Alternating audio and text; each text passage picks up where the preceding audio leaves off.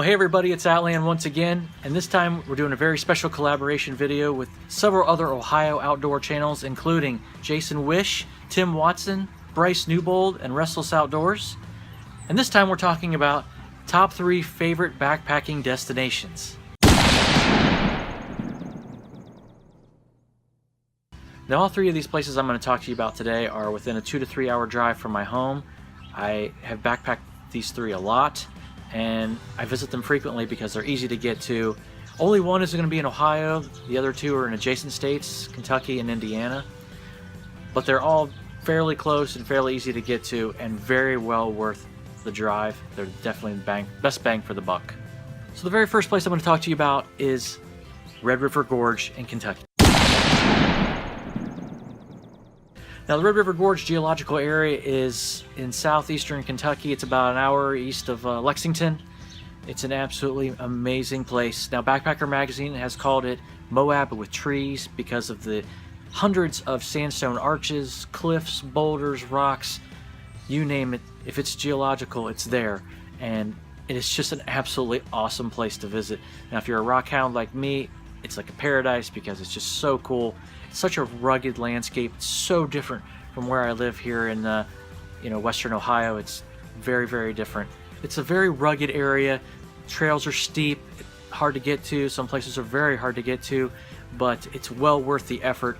And sometimes the danger that comes along with some of the cliff edges and things, you have to be careful there for sure. Be careful taking little kids and pets. Make sure dogs are leashed and make sure your children are within arm's reach, because there are some very steep falls here. You can definitely get hurt or die here. There are also black bear and lots of rattlesnakes and copperheads in the area, so there are some dangerous wildlife in the area. It makes it kind of exciting, but also dangerous. You have to be careful. You definitely have to hang your food and always be alert of dangerous animals. What I love about the Red River Gorge is you can pretty much camp anywhere within the geological area, so there's no designated campsites in the backcountry per se. You can pretty much camp wherever you want as long as you follow the regulations, which is so many feet away from water sources, from the trail, and from rock shelters and cliff edges and things like that. But other than that, you pretty much can camp wherever you want, which is very nice because you can, if you want to make it an overnight type of trip, you can do that pretty easily and not have to worry about trying to make it to camp in time, or you can stop wherever you want and set up camp as long as you find a good level spot to do so. This is also a good and bad thing because a lot of people are very destructive to the backcountry, and I've seen it. I mentioned that a lot in my previous trip to Red River Gorge. I was talking about how people were cutting down trees, leaving trash, just trash in the area, just completely wrecking it. I don't really know why.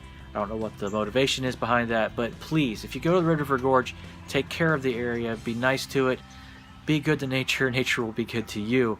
Treat the area well. Now, my second destination is located in Ohio, and it's called Zaleski State Forest.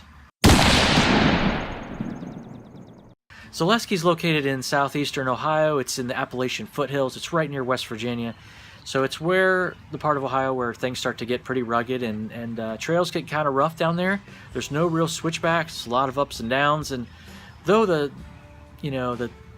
highest point is probably isn't more than 1,400 feet, it feels a lot higher than that just because of the ruggedness of the trails.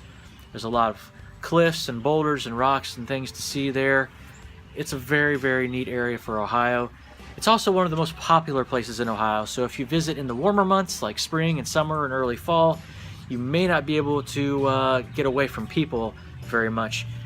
The other problem is there are designated campsites in Zaleski, so you can't just camp anywhere like you can Red River Gorge. You must camp in the designated spots. And in the warmer months, that can be a real problem because there are people everywhere and the sites can become overrun, especially if there's a group of scouts or just a large group of campers or backpackers there. You can have a really tough time finding a spot, and you probably will end up having to camp somewhere on the fringes of the area. If you're hammock camping, that's not much of a problem. You could even stealth camp if you absolutely had to. Some areas of the trail are pretty rough, and it wouldn't be very conducive to camping just off the edge. Zaleski's a really fun area to go. I enjoy going there a lot. My favorite time of the year to go is in the winter months because you can definitely, there's a lot less people and you can see a lot more, so the scenery is a lot better as far as You can see through the trees, you can see the ridges that surround the area, you can see just how rugged the landscape is, and you pretty much have the campsites to yourself. And my friend Joe and I, when we backpacked there in the December, I think it was, a few years back, we pretty much had the camp area to ourselves. All we heard were ourselves, the campfire, and the coyotes, and the wind going through the trees, and that was awesome. In the summer, you're going to hear a lot of other people around you. You may not be as far away from people as you want to be in that type of setting. And my third and final backpacking destination I'm going to talk about is Charles Deam Wilderness in Indiana. Now, when you think of Indiana, you probably don't think very much of wilderness areas. At least I didn't until I was introduced to the Charles Deam. It is the only wilderness area in Indiana, but it is an awesome place, and it is pretty darn amazing. It's just south of Indianapolis. It's near Bloomington, and it's in the Hoosier National Forest, so it's a pretty hilly, rugged area of the state. There are lots of nice ridges here. There's some pretty rugged areas, especially if you do the Grub Ridge Trail. It's can be kind of challenging. Nothing too difficult, but probably the worst part is having to share the trail with horses. It is a combined trail, so if it's muddy, it becomes very sloppy and difficult to hike. I've experienced that in May.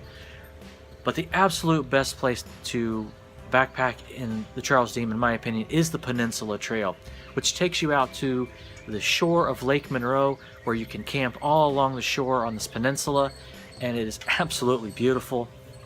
It's a gorgeous lake, and the really cool thing is nobody can really get to this area. You can only get there by foot or by boat. So it's extremely quiet back there.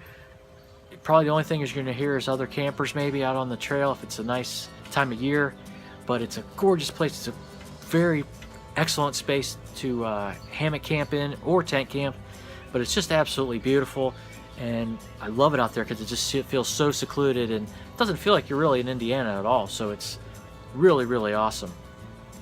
Charles Deam has a lot of different ranges of scenery. You have pine forests, you have the hardwood forest, you have the lake, you have some really cool stream beds with geodes in them. Just lots of really cool things to explore. So because it is a wilderness area, it's pretty rugged. It's a really, really cool place. And if you're into craft beer, Upland Brewery is just a few miles away, so you could go there and have a post-hike brew or two. All right, everybody, those are my top 3 backpacking destinations. I hope you enjoyed them. Please be sure to check out the other channels I mentioned. Links are below. You're not going to be sorry visiting those channels. They have some great stuff going on. And I just love doing collaborations like this because it's just getting a lot of information out and just getting a lot of information to you, the hiking community. I hope you guys are enjoying it and get a lot of use out of the information that we're putting out there. So please be sure to like, share, comment, subscribe if you're not already a subscriber. Thank you so much for watching. I appreciate it, and I'll see you in the next video.